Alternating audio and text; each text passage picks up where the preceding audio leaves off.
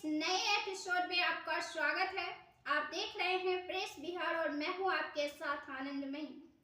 अंबेडकर ने जाति, धर्म और असमान और प्रतिकूल आचरण की पहचान की थी, जो योग्यता के बजाय जन्म आधारित थी, जो कि भारत की प्रगति में बाधक था।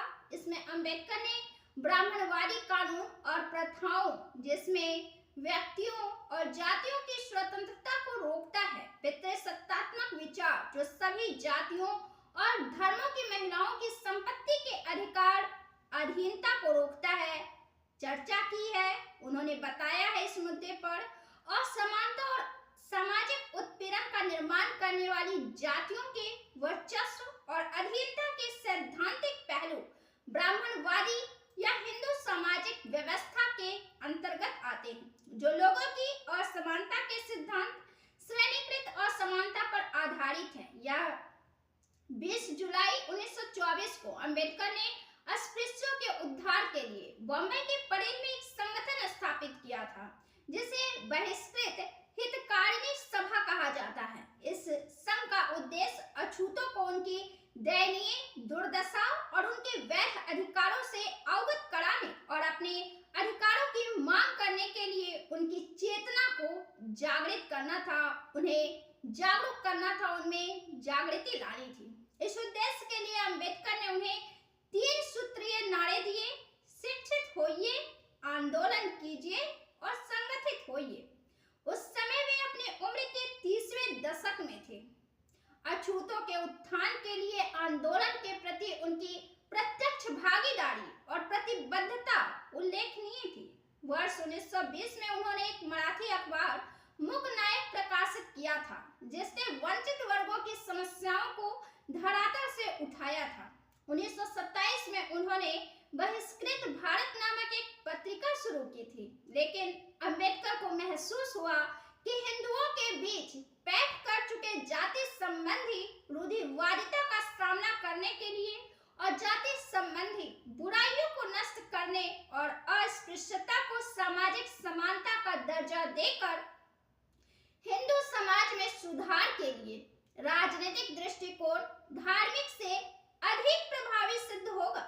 इसलिए उन्होंने विशुद्ध रूप से राजनीतिक स्तर पर अपने आंदोलन को व्यवस्थित करने का निर्णय ले लिया। उन्होंने अछूतों के उद्धार के लिए अलग अलग साधनों का प्रयोग किया, अलग अलग माध्यमों का प्रयोग किया। अंबेडकर के अनुसार दलितों के लिए शिक्षा व्यक्तित्व विकास करने या आजीविका का स्रोत का एकमात्र साधन नहीं था, बल्कि समाज में वांछित परिवर्तन लाने के लिए सबसे शक्तिशाली माध्यम था। आधुनिक समय में एक सामाजिक आंदोलन शुरू करने के लिए यह एक शर्त थी। उनके अनुसार शिक्षा एक निरक्षरता, अज्ञानता और अंधविश्वास से दलितों को मुक्त करने का एक साधन था। इससे वे ऊंची जाति के आधिपत्य से होने वाले सभी तरह के अन्याय, शोषण, उत्पीड़न और सामाजिक दुखों से लड़ने में सक्षम होंगे। अंबेडकर ने वर्ष 1945 में बॉम्बे में सिद्धार्थ कॉलेज और वर्ष 1951 में औरंगाबाद में मिलिंड कॉलेज की स्थापना की थी, जिसका उद्देश्य न केवल वंचित वर्गों का उच्च शिक्षा उपलब्ध कराना था, बल्कि इस तरह के शैक्षणिक संस्थानों के प्रशासन को अपने हाथों में लेना था। उन्होंने अपने आंदोलन को आगे बढ़ाने के लिए संगठित गतिविधि के महत्व को समझा। उन्होंने माना कि सभी सामाजिक और विपरीत आर्थिक स्थिति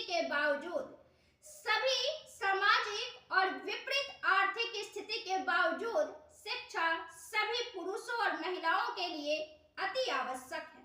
सभी पुरुषों और महिलाओं को कम से कम न्यूनतम शिक्षा मिलनी चाहिए, ताकि वे जान सके कि कैसे पढ़ना और लिखना है। प्राथमिक शिक्षा जनता को शिक्षित करने के न्यूनतम आवश्यकताओं को पूरा करती है। अंबेडकर के इस दृष्टिकोण ने अछूतों को उनके इतिहास और वर्तमान स्थिति के संदर्भ में स्वयं को समझने के लिए प्रेरित किया। शिक्षा ने दलितों को गरीबी, बीमारी और पिछड़ेपन से लड़ने के लिए ताकत और अवसर प्रदान किए। अंबेडकर के अनुसार शिक्षा का उद्देश्य छात्रों को स्थिति की गंभीरता को जानने में मदद करना था।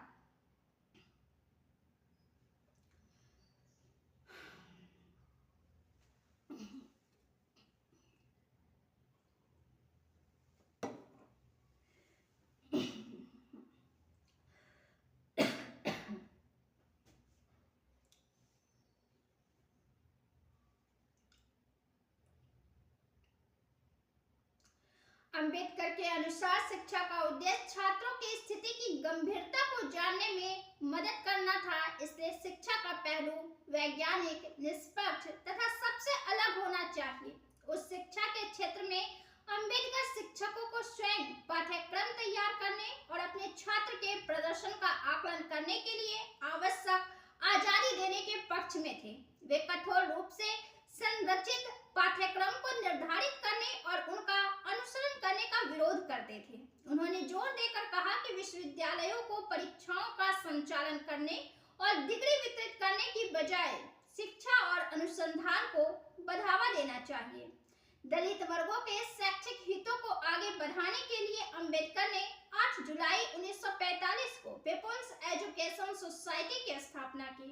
उन्होंने समाज में वांछित परिवर्तन लाने के लिए शिक्षा को सबसे शक्तिशाली माध्यम माना। उनके अनुसार शिक्षा का उद्देश्य दलितों को निरक्षरता, अज्ञानता और अंधविश्वास से मुक्त करने का एक साधन था और इस तरह उन्हें सभी तरह के अन्याय, शोषण और उत्पीड़न के खिलाफ लड़ने के लिए सक्षम किया जाना था। उनका मानना था कि अछूतों को ब्राह्मणवादी सामाजिक व्यवस्था द्वारा उन पर लगाई गई सामाजिक बाधाओं को दूर करने के लिए राजनीतिक शक्ति प्राप्त करनी चाहिए। उन्हें राजनीतिक भागीदारी और चुनाव संबंधी राजनीति का प्रशिक्षण दिया जाना चाहिए। इस उद्देश्य के साथ उन्होंने वर्ष 1936 में इंडिपेंडेंट लेबर पार्टी और 1942 में अनुसूचित जाति संघ की स्थापना की। उन्होंने इन राजनीतिक दलों के माध्यम से चुनाव लड़ा। उन्होंने नारा दिया, एक शासक वर्ग बनो, क्योंकि जाति उत्पीड़न को समाप्त करने के लिए राजनीतिक स्वतंत्रता महत्वपूर्ण है। इस वीडियो में इतना ही। काट देवे लगे, आगे तो कुछ लिख दिया भी नहीं।